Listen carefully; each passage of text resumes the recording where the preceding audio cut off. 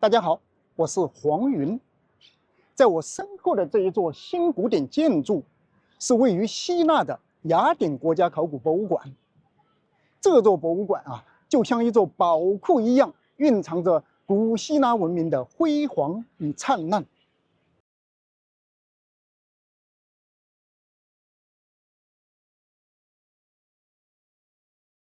在博物馆中不计其数的文物中，最能引人入胜的，无疑就是那些琳琅满目的陶器。这每一件陶器都是一扇了解古代人类信息的窗口。今天，就让我和大家一同去探索这个陶器世界，感受古希腊文明的魅力。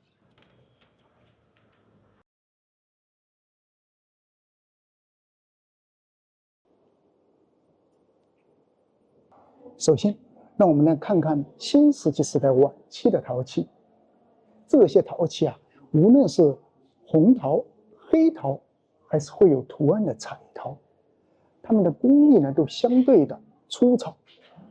器具上的这些图案呢，主要起装饰作用。真正让人眼前一亮的呀，还是那些具有显著古希腊文明特色的陶罐，比如青铜时期的米诺斯和迈锡尼风格的陶罐。米诺斯的陶罐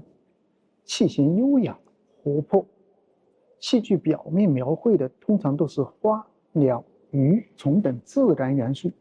这种风格所表达的呀，也许是米诺斯社会的一种安宁与祥和的氛围。比如啊，最具代表性的这一件鸟形陶罐，再比如这一件带有这个海豚的陶器。而迈锡尼时期的陶器，虽然在工艺上有些许的粗犷，但是呢，器具上的图案却具备了明显的叙事功能。陶器上的图案描绘的通常都是以战争、狩猎等场景为主，这种风格似乎反映了迈锡尼人崇尚武力的特征。比如说这一个陶罐，它表明了这其实是描绘的是一个场面啊，是一个部队啊，当时的这些武士出征的场面。你看，都是全副武装的。虽然他们的这些形象稍微有一点卡通形状啊，鼻子特别长，但是呢，在细节表情方面呢，非常到位。包括他们的头盔上的这些花纹，他们上身穿着比较紧身的衣服，下面穿着一个短裙，小腿上呢有护腿，在脚上呢穿着是系鞋带的靴子，左手拿着盾，右手扛着矛，并且很重要的一点，在他这个矛的上面，每个人的矛上面都挂着一个袋子，那是什么呢？是个干粮袋，因为他们要远征嘛，必须得带干粮啊，得带这几天的粮食，并且还有一个很重要的是，在这个出征队伍的后面，有一个女性的形象，有一只手啊抬起来了。那么这个女性的形象呢，可能是一个女的祭司，为他们祝福、祈祷啊，也有可能是他们的家眷在给他们说再见。迈锡尼文明陨落之后啊，随着它庞大的这个海外贸易网络的坍塌，线性文字币的消失，希腊从此呢就进入了它的黑暗时期。那么这一时期的文化艺术都出现了非常明显的倒退的迹象。那么这一迹象呢，从这一时期的这些陶罐上就能够非常清晰地反映出来。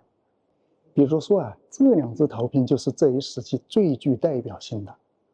它们的表面装饰呢，大量的使用了简单的线条和反复出现的几何图案，这也是为什么这一时期也叫几何时期。那么这一只呢是长口的、高脚的，它是男性墓地的标志；那一只呢是这个细颈的、双耳的，它呢属于是女性墓地的标志。说到古希腊陶器啊，我们不得不说的就是黑绘和红绘陶器。爱琴海地区的制陶工艺在古风和古典时期达到了巅峰。以复杂工艺和丰富的平滑题材著称的古希腊红绘和黑绘陶器，就是在这一时期从阿提卡和科林斯地区相继出现，并成为了爱琴海地区最受欢迎的主流风格。像这种器型的这个黑绘陶罐啊，它是一个专用陶罐，专用在哪儿呢？在泛雅典娜节日上的体育比赛的冠军，相当于是一个奖杯。通常呢，它是一面描绘着体育项目，另一面呢是雅典娜的形象。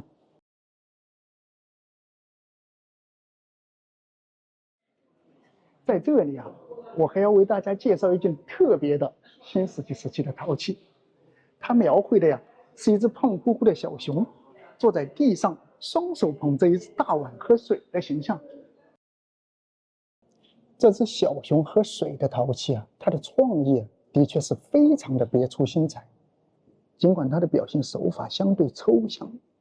但是在陶器的表面，创作者却用简洁的线条勾勒出了更多的细节，使它看上去更加憨态可掬。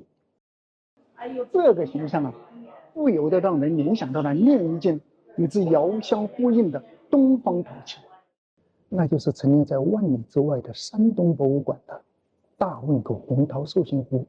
大汶口的这只陶壶啊，是以一只小猪的造型创作，猪身通体圆润壮实，四肢粗短，双耳竖立，背带弧形提手，口鼻朝上桌一样天长效壮。在雅典国家考古博物馆里，还有一件红陶小猪。小猪呢是从 Lemnos 岛上出土的，它的外形呢像一只存钱罐，背部啊有一个硬币大小的孔，但是它的功用呢至今不详。这只猪呢看上去浑身圆滚滚的，像一只大鸡蛋，一只大鸡蛋上面装了这只非常胆小的不合比例的四肢。我们再看看大汶口的兽形陶壶，它表面细腻光润，动物身体的各个细节都完整地表现了出来，看上去啊，就像是一只呼之欲出的调皮小猪。这两件陶器都是中空的容器，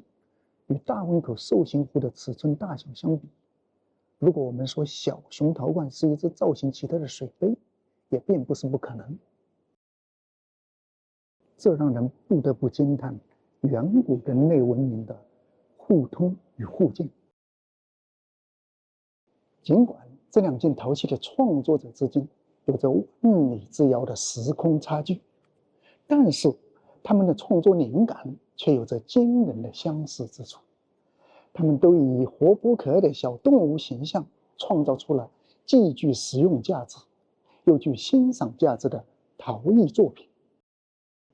一个是低头贪杯的小熊，一个是仰天长啸，一个是杯，一个是壶。试想，如果在5000多年前，这两件陶器还有它们的主人们聚到了一起，那会是一番怎样的景象呢？当然了，雅典国家考古博物馆的陶器世界还远不止于此。除了上述重点展品外，这里还收藏着大量其他精美的陶器，它们或造型独特，或装饰精美，每一件都承载着古代人类的献息和智慧。